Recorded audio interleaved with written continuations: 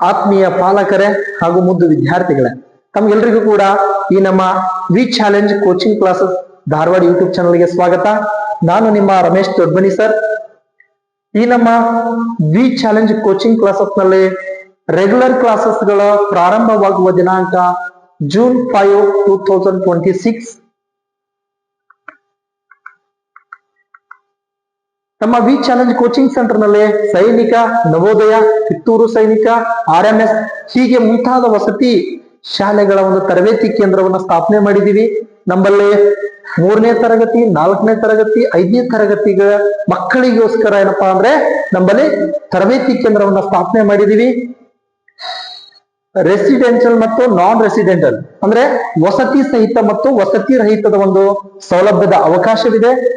ನಮ್ಮ V challenge coaching centre ನಲ್ಲಿ ತಮ್ಮ ಮಕ್ಕಳನ್ನ ಅಡ್ಮಿಷನ್ ಮಾಡ್ಬೇಕಂದ್ರೆ ಅಥವಾ ಹೆಚ್ಚಿನ ಮಾಹಿತಿ ಏನಾದ್ರೂ ಪಡ್ಕೋಬೇಕಂದ್ರೆ ಕೆಳಗಡೆ ಡಿಸ್ಪ್ಲೇ ಆಗ್ತಾ ಇರ್ತಕ್ಕಂತ ಫೋನ್ ನಂಬರ್ಗಳಿಗೆ ಕರೆ ಮಾಡೋದ್ರ ಮೂಲಕ ಹೆಚ್ಚಿನ ಮಾಹಿತಿಯನ್ನ ಪಡೆದುಕೊಳ್ಳಿ ಅಂತ ಹೇಳ್ತಾ, ಈ ಒಂದು ವಿ ಚಾಲೆಂಜ್ ಕೋಚಿಂಗ್ ಸೆಂಟರ್ ನ ವಿಳಾಸ opposite Aryabhata U college, Kalghatgi road, Girinagar, Dharwad.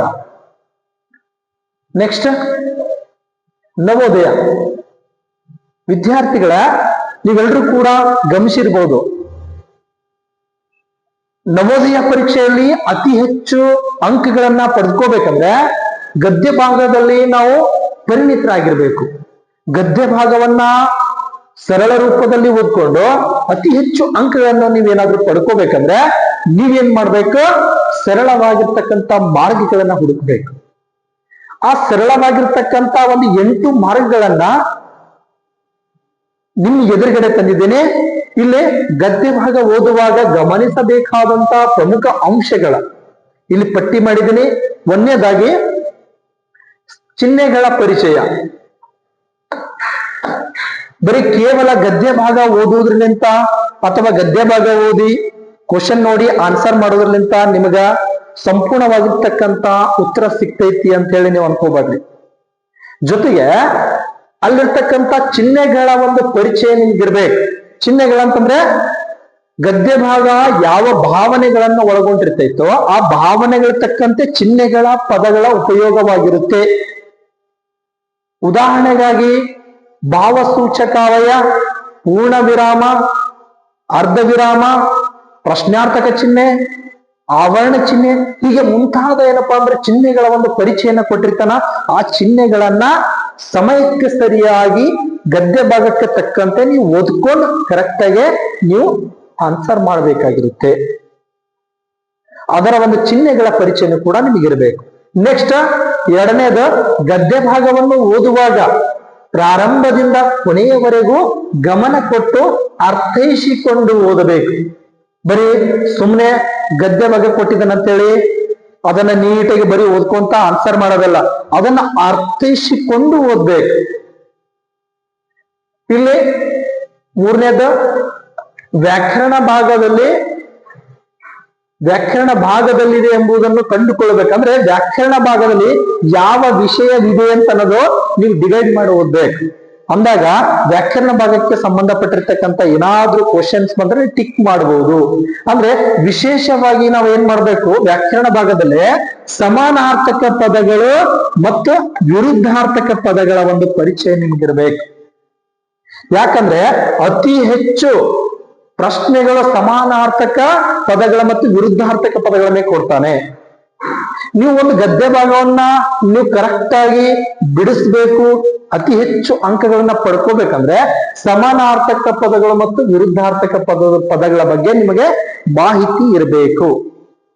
ಅಂದಾಗ ಮಾತ್ರ ಅತಿ ಹೆಚ್ಚು ಅಂಕಗಳನ್ನ ಸ್ಕೋರ್ಗಳನ್ನ ಮಾಡಬಹುದು.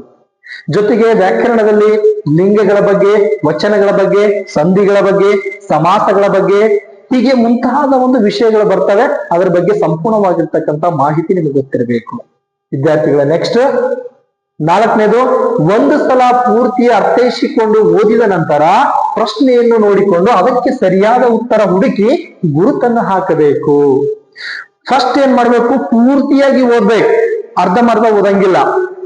ನೀವು ಒಂದು ಗದ್ಯ ಭಾಗವನ್ನು ಸಂಪೂರ್ಣವಾಗಿ ನೀವು ಓದಿದ ನಂತರನೇ ನೆಕ್ಸ್ಟ್ ಏನ್ ಮಾಡ್ಬೇಕಂತಂದ್ರೆ ನೀವು ಪ್ರಶ್ನೆಗಳನ್ನ ಹುಡುಕಿ ಸರಿಯಾಗಿರ್ತಕ್ಕಂಥ ಉತ್ತರವನ್ನ ಹಾಕಬೇಕು. ಕೆಲವೊಬ್ರು ವಿದ್ಯಾರ್ಥಿಗಳು ಏನ್ ಮಾಡ್ತಾರೆ ಅಂದ್ರೆ ಒಂದು ಗದ್ಯ ಭಾಗ ಓದೋದು, ನೆಕ್ಸ್ಟ್ ಒಂದು ಪ್ರಶ್ನೆ ನೋಡೋದು, ಸ್ವಲ್ಪ ಗದ್ಯ ಭಾಗ ಓದೋದು, ನೆಕ್ಸ್ಟ್ ಇನ್ನೊಂದು ಪ್ರಶ್ನೆ ನೋಡೋದು, ಮತ್ತೆ ಹಾಕೋದು. ಈ ತರ ಮಾಡಬಾರ್ದು. ಸಂಪೂರ್ಣವಾಗಿರ್ತಕ್ಕಂಥ ಗದ್ಯ ಭಾಗವನ್ನ ಅರ್ಥ ಮಾಡ್ಕೊಂಡು ಓದಿ ನೆಕ್ಸ್ಟ್ ಪ್ರಶ್ನೆಗಳನ್ನ ಹುಡ್ಕೊಂಡು ಆಮೇಲೆ ಉತ್ತರವನ್ನ ಹುಡುಕ್ಬೇಕು. ನೆಕ್ಸ್ಟ್ ಸಂಖ್ಯೆಗಳನ್ನು ಮತ್ತು ದಿನಾಂಕಗಳನ್ನು ಓದಿಕೊಂಡು ನೆನಪಿಟ್ಟುಕೊಳ್ಳಬೇಕು. ಅಂದ್ರೆ ಗದ್ಯ ಭಾಗ ಮುಗಿಯುವವರೆಗೂ ನೀವೇನು ಗದ್ಯ ಭಾಗ ಓದಕತ್ತಿದ್ರಲ್ಲ, ಆ ಗದ್ಯ ಭಾಗ ಓದುವ ಸಂದರ್ಭದಲ್ಲಿ ದಿನಾಂಕಗಳ ಬರ್ತವೆ, ಸಂಖ್ಯೆಗಳು ಕೇಳ್ತಾನೆ, ಸಂಖ್ಯೆಗಳ ಡಿಸ್ಪ್ಲೇ ಆಗ್ತಿರ್ತವೆ, ದಿನಾಂಕಗಳ ಕೇಳ್ತಿರ್ತಾನೆ. ಅದ್ರ ಬಗ್ಗೆ ಏನಪ್ಪಾ ಅಂತಂದ್ರೆ ನಿಮಗೆ ಅರಿವಿರಬೇಕು. ಒಂದು ವೇಳೆ ಏನಾದ್ರೂ ವಿಶ್ವಸಂಸ್ಥೆ 1945ರಲ್ಲಿ ಪ್ರಾರಂಭವಾಯಿತು ಅಂತ ಅನ್ನೋದ್ರ ಬಗ್ಗೆ ಏನಾದ್ರೂ ಕೇಳಿದ್ರೆ ಅದನ್ನ ಏನಾದ್ರೂ ವರ್ಷ ಕೇಳಿದ್ರೆ ನೀವು ಟಿಕ್ ಮಾಡಬಹುದು, ಸರಳವಾಗಿರ್ತಕ್ಕಂಥ ಮಾರ್ಗ. ಆದ್ರೆ ಅತಿ ಹೆಚ್ಚು ಆ ಒಂದು ಪ್ಯಾರಾಗ್ರಾಫ್ ನಲ್ಲಿ, ಪ್ಯಾಸೇಜ್ ನಲ್ಲಿ, ಗದ್ಯ ಭಾಗದಲ್ಲಿ ಏನ್ ಮಾಡ್ತಾನೆ ಅಂದ್ರೆ ಅತಿ ಹೆಚ್ಚು ವರ್ಷಗಳನ್ನ, ಪ್ರಾರಂಭವಾಗಿರ್ತಕ್ಕಂಥ ದಿನಾಂಕಗಳನ್ನ ಕೊಡ್ತಾ ಹೋದಾಗ ನಿಮ್ಗೆ ಕನ್ಫ್ಯೂಸ್ ಆಗುತ್ತೆ. ಆ ಸಂದರ್ಭದಲ್ಲಿ ನೀವು ಏನ್ ಮಾಡ್ಬೇಕಂದ್ರೆ ನೆನಪಿಟ್ಟುಕೊಳ್ಳುವುದು ಅವಶ್ಯಕ. ಜೊತೆಗೆ ವ್ಯಕ್ತಿಗಳ ಪರಿಚಯ ಮತ್ತು ಸ್ಥಳಗಳ ಪರಿಚಯ ಮಾಹಿತಿ ಇರುವುದನ್ನು ಗಮನಿಸಬೇಕು. ಅಂದ್ರೆ ಇಲ್ಲಿ ಏನ್ ಮಾಡ್ತಾನ, ಗದ್ಯ ಭಾಗ ಪ್ರಾರಂಭವಾಗುವಕ್ಕಿನ ಮುಂಚಿತವಾಗಿ ನೀವೇನ್ ನೋಡ್ಕೋಬೇಕಂದ್ರ ಈ ಒಂದು ಪ್ಯಾಸೇಜ್ ನಲ್ಲಿ ಎಷ್ಟು ಜನ ವ್ಯಕ್ತಿಗಳದಾರ, ಒಬ್ರದಾರ ಅಥವಾ ಇಬ್ರದಾರ, ಅಥವಾ ಸ್ಥಳಗಳದಾರ, ಏನು ಒಂದೇ ಸ್ಥಳ ಕೊಟ್ಟಿದ್ದಾನ, 2 ಸ್ಥಳ ಕೊಟ್ಟಿದ್ದಾನ, ಅಥವಾ ಹಲವಾರು ಸ್ಥಳಗಳು ಕೊಟ್ಟಿದ್ದಾನ. ಅದನ್ನ ಏನ್ ಮಾಡ್ಬೇಕು, ನೀವು ಅಂಡರ್ಲೈನ್ ಮಾಡ್ಬೇಕು. ಈ ತರ ಅಂಡರ್ಲೈನ್ ಮಾಡ್ಕೊಂಡು ನೀವು ನೆನ್ಪಿಟ್ಕೊಳ್ಬೇಕು. ಮತ್ತ ಹೇಳಿಕೆಗಳನ್ನು ಮತ್ತು ಯಾರು ಯಾರಿಗೆ ಹೇಳಿದರು ಎನ್ನುವ ಪ್ರಶ್ನೆಗಳನ್ನ ಗಮನಿಸಬೇಕು. ಬಹಳ ಇಂಪಾರ್ಟೆಂಟ್. ಅಂದ್ರೆ ಒಬ್ಬ ವ್ಯಕ್ತಿಯ ಪ್ಯಾಸೇಜ್ ನಲ್ಲಿ ಏನಾದ್ರೂ ಒಬ್ಬ ವ್ಯಕ್ತಿ ಬಗ್ಗೆ ಏನಾದ್ರೂ ಕೊಟ್ಟಿದ್ರೆ ಏನು ಪ್ರಾಬ್ಲಮ್ ಇಲ್ಲ. ಹಲವಾರು ವ್ಯಕ್ತಿಗಳ ಬಗ್ಗೆ ಏನಾದ್ರೂ ಸಂಭಾಷಣೆಯನ್ನು ಕೊಟ್ಟಾಗ, ವಿಷಯಗಳನ್ನು ಚರ್ಚೆ ಮಾಡ್ತಾ ಹೋದಾಗ ಆ ಒಂದು ಗದ್ಯ ಭಾಗದಲ್ಲಿ ನೀವೇನ್ ಮಾಡ್ಬೇಕು, ಯಾವ ಹೇಳಿಕೆಗಳು ಯಾರು ಹೇಳಿದರು ಅನ್ನೋದು ನೆನ್ಪಿಟ್ಕೊಳ್ಬೇಕು. ರಾಮನು ಕಾಡಿಗೆ ಹೋದನು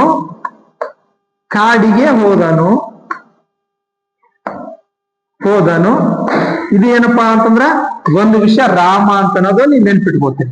ಅದ್ರ ಜೊತೆಗೆ ರಾಮ ಅಂತ ಇನ್ನೊಂದು ಒಂದು ವ್ಯಕ್ತಿ ಬಗ್ಗೆ ಪರಿಚಯ ಕೊಡ್ತಾನೆ, ಲಕ್ಷ್ಮಣನು ಅಂತ ಕೊಡ್ತಾನೆ. ಆಮೇಲೆ ಲಕ್ಷ್ಮಣನ, ಆಮೇಲೆ ಹನುಮಂತ. ಈ ತರ ಏನಪ್ಪಾ ಅಂತಂದ್ರೆ ವಿಷಯಗಳನ್ನ ಕೊಟ್ಟಾಗ ಹಲವಾರು ವ್ಯಕ್ತಿಗಳ ಒಂದು ಹೆಸರುಗಳನ್ನು ಕೊಟ್ಟಾಗ ನಿಮ್ಗೆ ಕನ್ಫ್ಯೂಸ್ ಆಗ್ತೈತಿ, ಅಥವಾ ಯಾರು ಯಾರಿಗೆ ಮಾತುಗಳನ್ನ ಹೇಳ್ತಾ ಇದ್ದಾರೆ ಅಂತ ಅನ್ನೋದ್ರ ಬಗ್ಗೆ ಸಂಕ್ಷಿಪ್ತವಾಗಿರ್ತಕ್ಕಂಥ ಮಾಹಿತಿ ನಿಮಗೆ ತಿಳಿದಿರಬೇಕು. ನೆಕ್ಸ್ಟ್, ಮಹತ್ವದ ವಿಷಯಗಳನ್ನು ಗುರುತು ಹಾಕಿಕೊಂಡು ಓದ್ಬೇಕು. ಅಂದ್ರೆ ಒಂದು ಗದ್ಯ ಭಾಗದಲ್ಲಿ ನಿಮಗೇನಾದ್ರೂ ಬಹಳ ಇಂಪಾರ್ಟೆಂಟ್ ಅಂದ್ರೆ ಬಹಳ ಮಹತ್ವ ಏನಾದ್ರೂ ನಿಮ್ಗೆ ಅನಿಸಿದ್ರೆ ಅದನ್ನ ನೀವು ಗುರುತು ಹಾಕೋಬೇಕು. ಯಾವ ತರ ಗುರುತು ಅಂತಂದ್ರೆ, ನಿಮ್ಗೇನಾದ್ರೂ ಅಂಡರ್ಲೈನ್ ಏನಾದ್ರೂ ಮಾಡಕ್ ಬರ್ತಿತ್ತು ಅಂದ್ರೆ ಈ ತರ ಮಾಡ್ರಿ, ಇಲ್ಲ ಅಂದ್ರೆ ಈ ತರ ಗುರುತು ಹಾಕೊಡ್ರಿ. ಈ ತರ ಗುರುತು ಹಾಕಿಕೊಂಡು ನಿಮ್ಗೆ ಇಂಪಾರ್ಟೆಂಟ್ ಅನ್ಸ್ಬೇಕು. ಆ ಇಂಪಾರ್ಟೆಂಟ್ ಅನಿಸಿದಾಗ ಅಂತ ಒಂದು ಲೈನ್ ಅನ್ನ ನೀವೇನ್ ಮಾಡ್ಬೇಕು, ಗುರುತುಗಳನ್ನ ಹಾಕಿಕೊಂಡು ನೀವು ಪ್ಯಾಸೇಜ್ ಅನ್ನ ಓದ್ಬೇಕು. ನೆಕ್ಸ್ಟ್, ನೋಡ್ರಿ ವಿದ್ಯಾರ್ಥಿಗಳೇ, ನಾನು ಒಂದು ಗದ್ಯ ಭಾಗವನ್ನ ನಿಮಗೆ ಉದಾಹರಣೆಗಾಗಿ ತಂದಿದ್ದೇನೆ.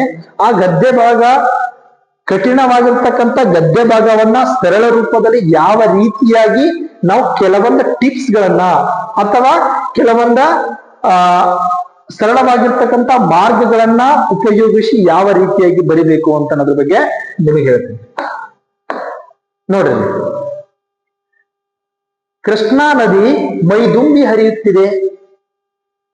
ಇಲ್ಲಿ ಯಾವ ನದಿ ಅಂದ್ರೆ ಟಿಕ್ ಮಾಡ್ಕೋಬೇಕಿದ್ದು ನನಗೆ ಇಂಪಾರ್ಟೆಂಟ್ ಅನ್ನಿಸ್ತು, ಕೃಷ್ಣಾ ನದಿ. ನೆಕ್ಸ್ಟ್, ಮೈದುಂಬಿ ಹರಿಯುತ್ತಿದೆ. ಮೈದುಂಬಿ ಅಂತಂದ್ರೆ ಸಂಪೂರ್ಣವಾಗಿ ತುಂಬಿ ಹರಿಯುತ್ತಿದೆ ಎಂದಂಗೆ. ನೆಕ್ಸ್ಟ್, ಅದರ ಭೋರ್ಗರೆತ ಅಂದ್ರೆ ರಭಸವಾಗಿ ಘರ್ಜಿಸುತ್ತಾ ಹರಿಯುತ್ತಿದೆ. ತೂರಾಟ, ಚೆಲ್ಲಾಟ, ಹರಿಯುವ ಓಟ, ನಯನ ಮನೋಹರ. ಇಲ್ಲಿ ನಯನ ಮನೋಹರ ಅಂತಂದ್ರೆ ನಯನ ಅಂದ್ರೆ ಕಣ್ಣುಗಳು, ಕಣ್ಣು ಅಥವಾ ಕಣ್ಣುಗಳು.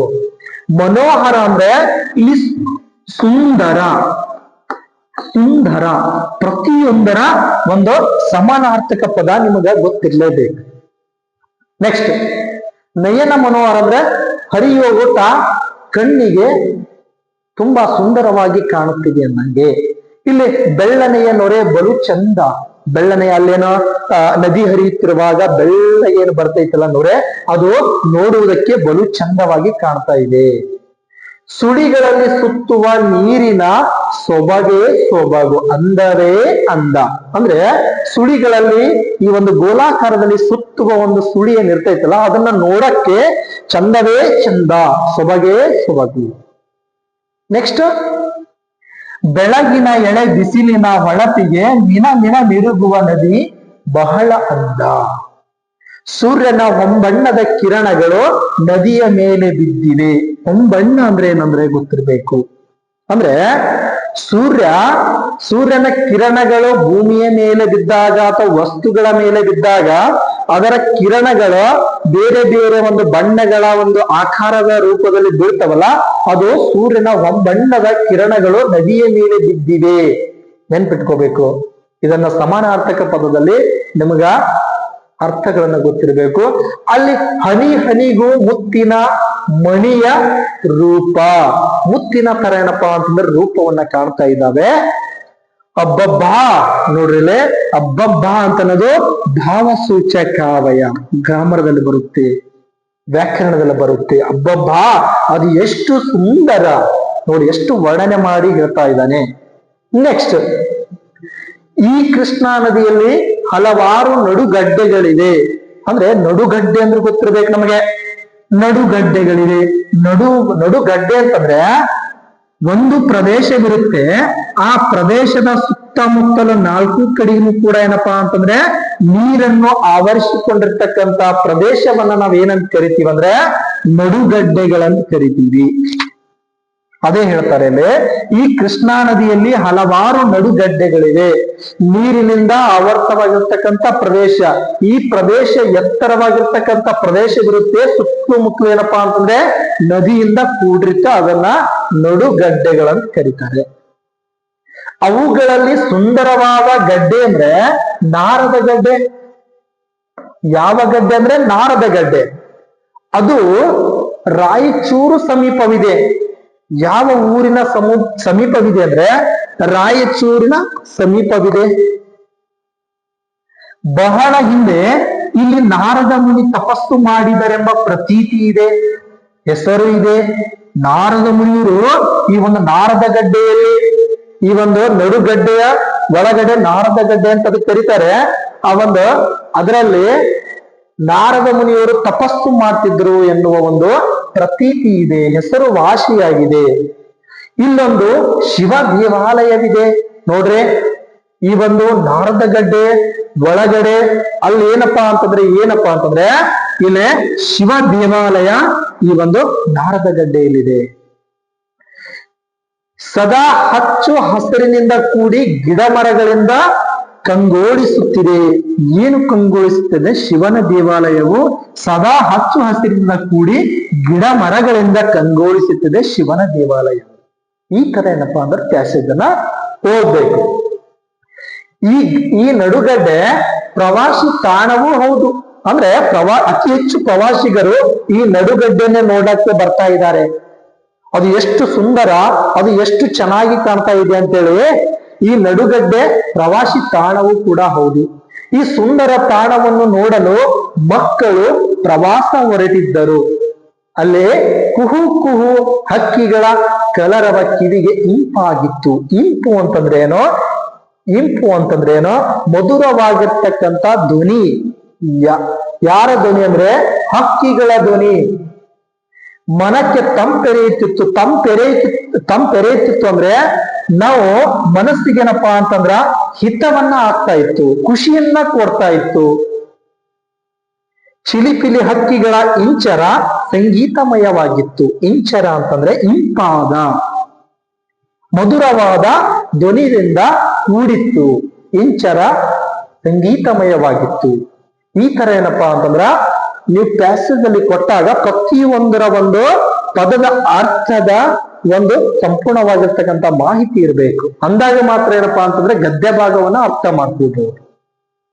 ನೆಕ್ಸ್ಟ್ ಇದರ ಒಂದು 5 ಪ್ರಶ್ನೆಗಳನ್ನ ನೋಡೋಣ ಯಾವ ತರ ಇರುತ್ತೆ ಅಂತ.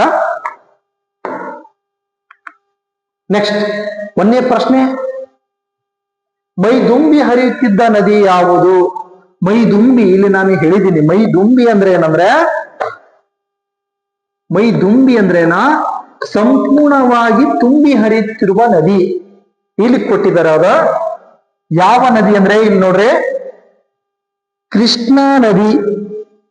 ಪ್ಯಾಸೇಜ್ ನೋಡ್ಬೇಕು, ಮತ್ತೆ ಪ್ಯಾಸೇಜ್ ನಲ್ಲಿ ಈ ಕೃಷ್ಣಾ ನದಿ ಕೊಟ್ಟಿದಾರ ಅಥವಾ ಬೇರೆ ನದಿ ಕೊಟ್ಟಿದಾರ ಅಂತ. ಕೃಷ್ಣಾ ನದಿ ಮೈದುಂಬಿ ಹರಿಯುತ್ತಿದೆ. ಇಲ್ಲೇನಪ್ಪಾ ಅಂತಂದ್ರೆ ಸರಿಯಾಗಿರ್ತಕ್ಕಂಥ ಉತ್ತರ ಕೃಷ್ಣಾ ನದಿ ನೋಡ್ರಿ. ನೆಕ್ಸ್ಟ್ 2ನೇದು, ಹರಿಯುವ ಓಟ ನಯನ ಮನೋಹರ.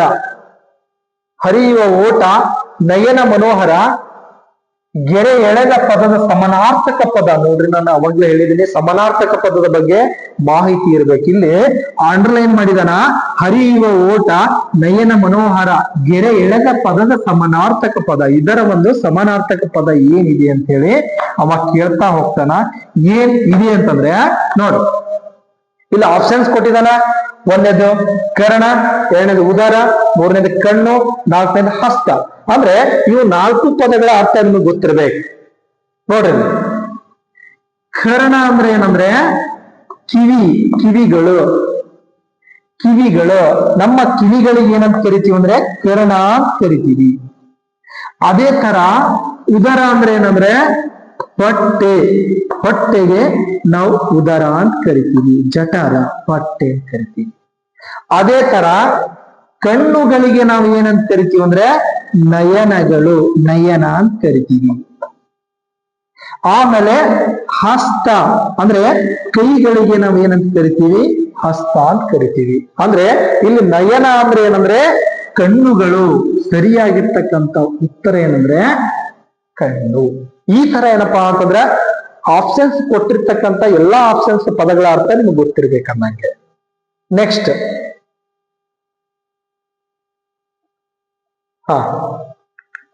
ನೆಕ್ಸ್ಟ್ ಇಲ್ಲಿ ಕೊಟ್ಟಿದ್ದಾರೆ, ಸುಂದರವಾದ ಗಡ್ಡೆಯ ಹೆಸರು. ಸುಂದರವಾದ ಗಡ್ಡೆಯ ಹೆಸರು ನಾವಿಲ್ಲಿ ಹುಡುಕ್ಬೇಕು, ಪ್ಯಾಸೇಜ್ ನಲ್ಲಿ ನೋಡ್ಬೇಕು. ಎಲ್ಲಿ ಕೊಟ್ಟಿದ್ದಾರೆ ಅವರು ಸುಂದರವಾಗಿರ್ತಕ್ಕಂಥ ಗಡ್ಡೆ? ಇಲ್ಲಿ ಕೊಟ್ಟಿದ್ದಾರೆ ನೋಡಿ, ಸುಂದರವಾಗಿರ್ತಕ್ಕಂಥ ಗಡ್ಡೆ. ಸುಂದರವಾಗಿರ್ತಕ್ಕಂಥ ಗಡ್ಡೆ ನಾರದ ಗಡ್ಡೆ. ನಾರದ ಗಡ್ಡೆ ಸರಿಯಾಗಿರ್ತಕ್ಕಂಥ ಉತ್ತರ ನಾರದ ಗಡ್ಡೆ. ನಂಜುಗಡ್ಡೆ ಅಲ್ಲ, ಮಂಜುಗಡ್ಡೆ ಅಲ್ಲ, ಕೆಂಪು ಗಡ್ಡೆ ಇಲ್ಲ, ಇಲ್ಲಿ ನಾರದ ಗಡ್ಡೆ. ನೆಕ್ಸ್ಟ್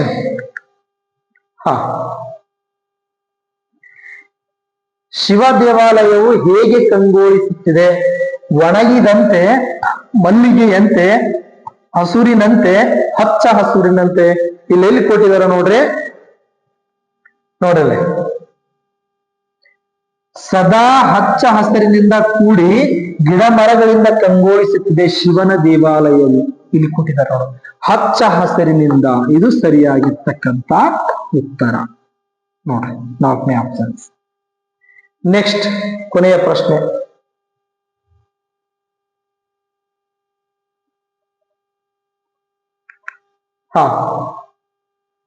ನಾರದ ಗಡ್ಡೆ ಯಾವ ಊರಿಗೆ ಹತ್ತಿರವಾಗುತ್ತದೆ? ಅಲ್ಲಿ ಕೊಟ್ಟಿದ್ರು ಯಾವ ಊರು ಅಂತಂದ್ರೆ ಅಲ್ಲಿ ಧಾರವಾಡ ಕೊಟ್ಟಿದ್ದಾನ? ಇಲ್ಲ, ಧಾರವಾಡ ಕೊಟ್ಟಿಲ್ಲ. ಮತ್ತೆ ನೆಕ್ಸ್ಟ್ ರಾಯಚೂರು ಕೊಟ್ಟಿದ್ದಾನ? ಹಾವೇರಿ ಕೊಟ್ಟಿದ್ದಾನ? ಬೆಂಗಳೂರು ಕೊಟ್ಟಿದ್ದಾನ? ಬೆಂಗಳೂರು ಕೊಟ್ಟಿಲ್ಲ, ಹಾವೇರಿ ಕೊಟ್ಟಿಲ್ಲ. ರಾಯಚೂರು ಎನ್ನುವುದೇನಪ್ಪಾ ಅಂತಂದ್ರೆ ಒಂದು ನಾರದ ಗಡ್ಡೆ ಯಾವ ಊರಿಗೆ ಹತ್ತಿರವಾಗುತ್ತದೆ ಅಂದ್ರೆ ರಾಯಚೂರಿಗೆ ಹತ್ತಿರವಾಗುತ್ತದೆ. ಇದನ್ನೇನಪ್ಪಾ ಅಂತಂದ್ರ ಪ್ಯಾಸೇಜ್ ನಲ್ಲಿ ಕೊಟ್ಟಿರ್ತಾನ, ಸೂಕ್ಷ್ಮವಾಗಿ ಗಮನಿಸಿ ನೀವು ಆನ್ಸರ್ ಮಾಡ್ಬೇಕು. ನೆಕ್ಸ್ಟ್ 2026 ಮತ್ತು 27ನ ಇದೇ ವರ್ಷ ಒಂದು ಸೈನಿಕ ಮತ್ತು ನವೋದಯ ಶಾಲೆಯಲ್ಲಿ ಅತಿ ಹೆಚ್ಚು ಅಂಕಗಳನ್ನ ಗಳಿಸಿ ಆಯ್ಕೆ ಆಗಿರ್ತಕ್ಕಂಥ ವಿದ್ಯಾರ್ಥಿಗಳಿಗೆ ಅಭಿನಂದನೆಗಳ ಸಲ್ಲಿಸ್ತಾ, ಇಲ್ಲಿ ಅವನಿ ವಿ ಗುಲಗಂಜಿ ಕೊಪ್ಪ ಈ ವಿದ್ಯಾರ್ಥಿನಿ ನವೋದಯ ಮತ್ತು ಸೈನಿಕ ಹಾಗೂ ಕಿತ್ತೂರು ಸೈನಿಕ ಎಲ್ಲ ಒಂದು ವಸತಿ ಶಾಲೆಗಳ ಒಂದು ಪರೀಕ್ಷೆಯಲ್ಲಿ ಅತ್ಯುತ್ತಮ ಅಂಕಗಳನ್ನ ಗಳಿಸಿ ಆಯ್ಕೆಯಾಗಿರ್ತಕ್ಕಂಥ ವಿದ್ಯಾರ್ಥಿ. ಜೊತೆಗೆ ಸೈನಿಕ ಶಾಲೆಯಲ್ಲಿ ಮೊಹಮ್ಮದ್ ಸಮಿ, ತನ್ಮಯ, ಜನಕ, ರಘುಚಂದನ್, ಖುಷಿ ಆರ್, ಹೀಗೆ ಕಿತ್ತೂರು ಸೈನಿಕ ಶಾಲೆಯಲ್ಲಿ 5 ಜನ ವಿದ್ಯಾರ್ಥಿಗಳು, ಹಾಗೆ ಮುರಾರ್ಜಿ ಹಾಗೂ ವಿವಿಧ ವಸತಿ ಶಾಲೆಗಳ ವಿದ್ಯಾರ್ಥಿಗಳ ಏನಪ್ಪಾ ಅಂದ್ರೆ ಇಲ್ಲಿ ಆಯ್ಕೆ ಆಗಿರ್ತಾರೆ. ಎಲ್ಲ ಒಂದು ವಿದ್ಯಾರ್ಥಿಗಳಿಗೆ ನಮ್ಮ ವಿ ಚಾಲೆಂಜ್ ಕೋಚಿಂಗ್ ಸಂಸ್ಥೆಯಿಂದ ಅವರಿಗೆ ಅಭಿನಂದನೆಗಳನ್ನು ಸಲ್ಲಿಸ್ತಾ, ನೆಕ್ಸ್ಟ್ ನನ್ನ ವಿಡಿಯೋವನ್ನು ವೀಕ್ಷಿಸಿದಂತ ಎಲ್ಲ ಮಕ್ಕಳಿಗೂ ಕೂಡ ಹಾಗೂ ಪಾಲಕರಿಗೂ ಕೂಡ ನಾನು ಧನ್ಯವಾದಗಳನ್ನ ಹೇಳ್ತೇನೆ. ತಮ್ಮ ಮಕ್ಕಳನ್ನಾದ್ರೂ ಅಡ್ಮಿಷನ್ ಮಾಡಬೇಕು ಅಂತಂದ್ರೆ ನಮ್ಮ ವಿ ಚಾಲೆಂಜ್ ಕೋಚಿಂಗ್ ಸೆಂಟರ್ ನಲ್ಲಿ ಅಡ್ಮಿಷನ್ ಮಾಡ್ಬೇಕಂದ್ರೆ ಹೆಚ್ಚಿನ ಮಾಹಿತಿ ಏನಾದ್ರೂ ಬೇಕಾದ್ರೆ ಕೆಳಗಡೆ ಡಿಸ್ಪ್ಲೇ ಆಗ್ತಿರ್ತಕ್ಕಂತ ಫೋನ್ ನಂಬರ್ಗಳಿಗೆ ಕರೆ ಮಾಡುವುದರ ಮೂಲಕ ಹೆಚ್ಚಿನ ಮಾಹಿತಿಯನ್ನು ಪಡೆದುಕೊಡ್ರಿ ಅಂತ ಹೇಳ್ತಾ ಇಲ್ಲಿಗೆ ನನ್ನ ಕ್ಲಾಸ್ ಅನ್ನ ಮುಗಿಸ್ತಾ ಇದ್ದೀನಿ. ನಮಸ್ಕಾರ.